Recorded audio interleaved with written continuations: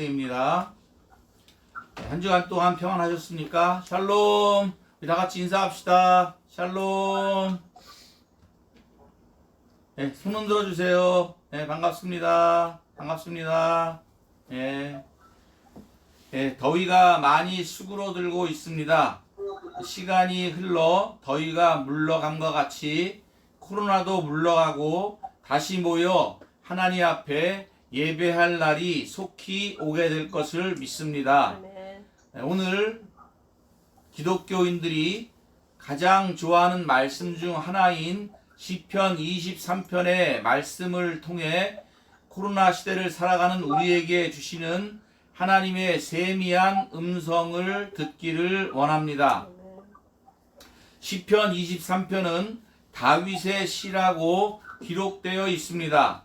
이 시편 23편을 다윗이 직접 지었든 아니든 상관없이 다윗은 시편 23편을 노래하고 있습니다. 다윗이 진실한 마음의 고백을 하고 있습니다. 다윗이 유력한 가문의 자제로 또 한 나라의 왕으로 굴곡 없는 평안한 삶을 살았다면 아마 이 시편 23편의 고백을 할 수 없었을 것입니다. 험난한 인생의 고난을 겪은 다윗의 시는 험한 인생길을 걸어가는 성도들에게 위로의 시가 됩니다. 다윗은 베들레헴의 유력한 보아스 가문의 2세의 아들로 태어났고 다윗에게는 7명의 형들도 있었습니다. 고대 사회에서 유력한 부모와 형제들이 많다는 것은 큰 힘이 되는 것입니다. 다윗은 골리앗을 물리치고 사울 왕의 사위가 되었고 많은 백성들에게 칭송을 받는 유망한 인재였습니다.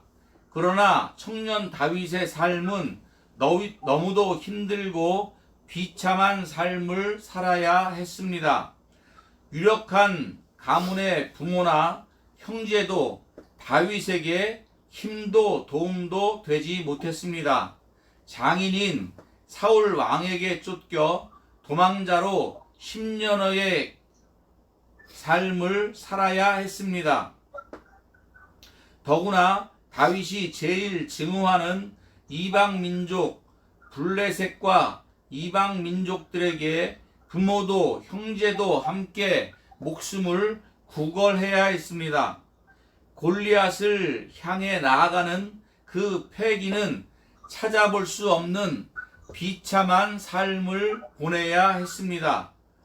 이런 고통스러운 삶 가운데에 그는 하나님 앞에 시편 23편을 노래하고 있습니다. 오늘 봉독한 말씀을 같이 보도록 하겠습니다. 시편 23편 1절과 2절을 같이 읽도록 하겠습니다. 시작. 여호와는 나의 목자시니 내게 부족함이 없으리로다. 그가 나를 푸른 풀밭에 누이시며 쉴만한 물가로 인도하시는도다. 아멘. 이 말씀을 보면 다윗은 정말 하나님을 사랑하고 믿고 있습니다.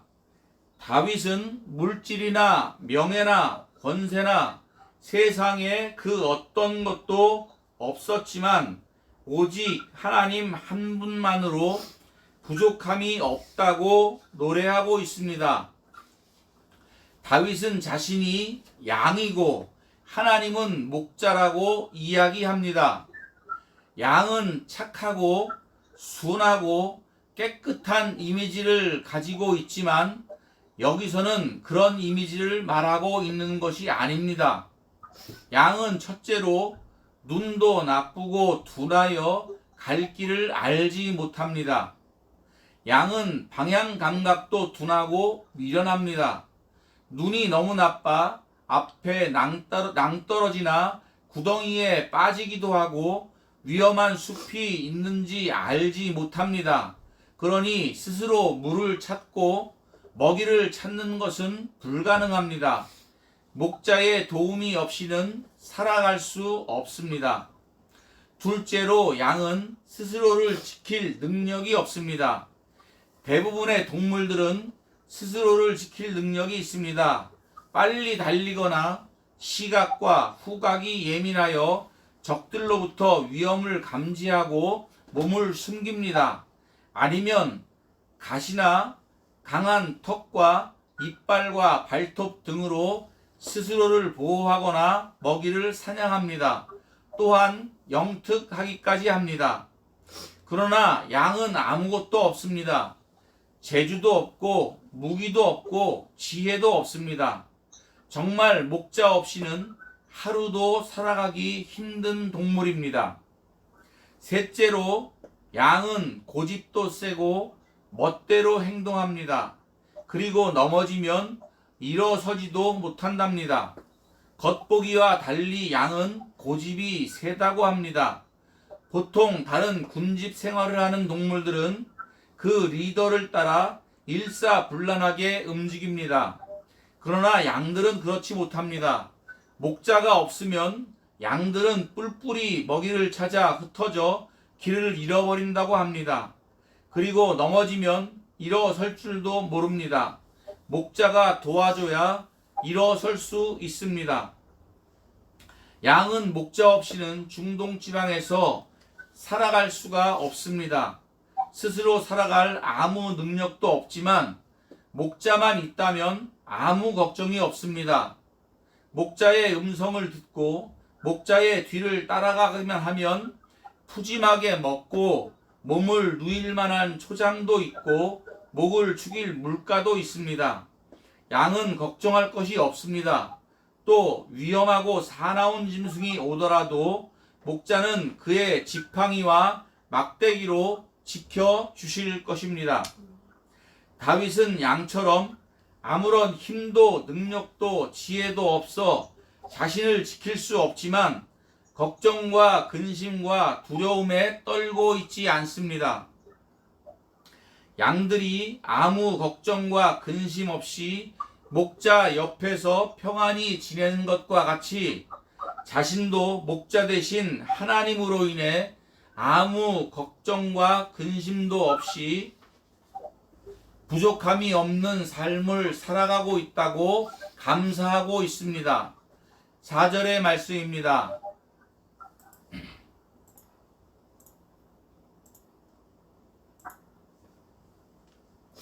제가 읽어드리겠습니다. 내가 사망의 음침한 골짜기로 다닐지라도 해를 두려워하지 않을 것은 주께서 나와 함께 하심이라. 주의 지팡이와 막대기가 나를 안위하시나이다. 아멘. 지금은 비록 사망의 음침한 골짜기에 있을지라도 해를 당할까 두려워하지 않습니다. 낮에 뜨거운 태양과 밤의 추위도 걱정하고 두려워하지 않습니다. 왜냐하면 목자 되신 여호와께서 자신과 함께 하시기 때문이라고 고백하고 있습니다. 사랑하는 성도 여러분, 다윗은 힘들고 어려운 삶 가운데서도 하나님을 바라보고 하나님의 음성을 따라 하나님과 동행하는 삶을 살았습니다. 만일 다윗이 고난의 인생길을 걸으며 스스로 살기 위해 제 갈 길을 찾아갔다면 날마다 신음하고 비명을 지르며 고통의 날을 지냈을 것입니다. 그리고 아사셀 양처럼 광야 가운데서 죽어갔을 것입니다. 세상의 모든 사람들은 향해 다윗은 이렇게 말하고 있습니다. 여호와는 나의 목자시니 내게 부족함이 없도다. 할렐루야. 양들은 무엇을 먹을까, 무엇을 마실까 걱정하지 않습니다. 내일은 어디로 갈까 고민하지도 않습니다. 오직 목자를 따라 가기만 하면 됩니다. 목자는 자기 양들을 옳은 길로 인도하십니다. 3절 말씀에 내 영혼을 소생시키시고 자기 이름을 위하여 의의 길로 인도하시는도다 라고 말씀하고 있습니다.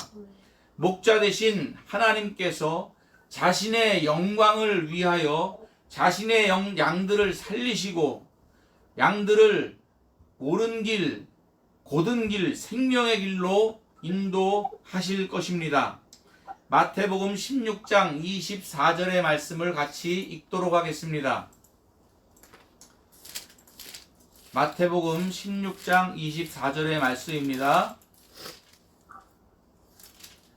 시작. 이에 예수께서 제자들에게 이르시되 누구든지 나를 따라오려거든 자기를 부인하고 자기 십자가를 지고 나를 따를 것이니라. 아멘. 목자를 따라가려면, 예수님을 따라가려면 자기를 부인하고 따라가야 합니다. 자신의 생각을 버리고 자신의 지혜를 의지하지 않고 예수님을 따라가야 합니다. 이것이 나는 죽고 예수로 사는 것입니다. 이것이 거듭난 하나님의 자녀요 성령으로 사는 것입니다. 다윗은 자신은 미련하고 능력 없는 양이라 고백합니다. 하나님은 자신의 목자라고 말씀하고 있습니다. 그리고 그 목자 되신 하나님으로 인해 부족함이 없는 삶을 살아가고 있다고 말하고 있을 뿐만 아니라 목자 되신 하나님께서 원수 앞에서 평안히 지내도록 상도 차려주시고 머리에 기름도 부어주시고 잔이 넘치도록 포도주도 부어주신다고 이야기하고 있습니다. 다윗은 하나님께서 주시는 영혼의 기쁨과 만족함으로 노래합니다. 그리고 영원토록 하나님의 집에 살 것이라고 선언하고 있습니다. 5절과 6절의 말씀을 다 같이 읽도록 하겠습니다. 이 말씀이 여러분의 마음 가운데에, 삶 가운데에 이루어지기를 주님의 이름으로 축복합니다. 시편 23편 5절과 6절입니다. 시작. 주께서 내 원수의 목전에서 내게 상을 차려주시고 기름을 내 머리에 부으셨으니 내 잔이 넘치나이다. 내 평생의 선하심과 인자하심이 반드시 나를 따르리니 내가 여호와의 집에 영원히 살리로다. 아멘. 코로나로 인해 전 인류가 고통받고 있습니다. 어제 저녁에 한번 살펴봤습니다. 세계의 코로나 확진자 수는 2억 725만 8,183명이고 사망자는 436만 562명입니다. 어마어마한 숫자가 코로나에 걸리고 죽어갔습니다. 미국의 사망자 수는 63만 명입니다. 영국은 13만 명, 프랑스는 11만 명, 러시아는 17만 명의 사람들이 코로나로 인해 죽었습니다. 안타까운 것은 이런 최악의 상황에서조차 어찌할 바를 모르고 있고 사람의 힘으로 해결할 수 있다고 낙관을 하고 있는 것입니다. 오늘 에스겔의 말씀을 통해 하나님의 마음을 살펴보기를 바랍니다. 에스겔 34장 11절에서 15절까지의 말씀입니다. 다 같이 말씀을 읽도록 하겠습니다. 시작. 주 여호와께서 이같이 말씀하시니라. 나 곧 내가 내 양을 찾고 찾되 목자가 양 가운데 있는 날에 양이 흩어졌으면 그 때를 찾는 것 같이 내가 내 양을 찾아서 그리고 캄캄한 날에 그 흩어진 모든 곳에서 그것을 건져낼지라. 다음. 내가 그것들을 만민 가운데에서 끌어내며 여러 백성 가운데에서 모아 그 본토로 데리고 가서 이스라엘 산 위에와 시냇가에 그 땅 모든 거지지에서 먹이되 좋은 꼴로 먹이고 그 우리를 이스라엘 높은 산에 두리니 그것들이 그곳에 있는 좋은 우리에 누워 있으며 이스라엘 산에서 살찐 꼴을 먹으리라. 내가 친히 내 양의 목자가 되어 그것들을 누워 있게 할지라. 주 여호와의 말씀이니라. 아멘. 예, 오늘 예배가 끝나게 되면 에스겔 34장 11절과 15절, 11절부터 15절의 말씀을 묵상하시면서 그 말씀이 여러분에게 힘과 은혜가 되기를 바랍니다. 하나님께서는 흩어진 양들을 불러 모으실 것입니다. 흩어진 모든 곳에서 건져내실 것입니다. 목자 되신 우리 하나님께서 이스라엘의 높은 산에 평안히 누이시고 먹이실 것입니다. 사랑하는 성도 여러분, 목자의 사랑의 음성을 세상 열방 가운데에 전하시기를 주님의 이름으로 축원합니다. 아멘. 다 같이 찬양하겠습니다.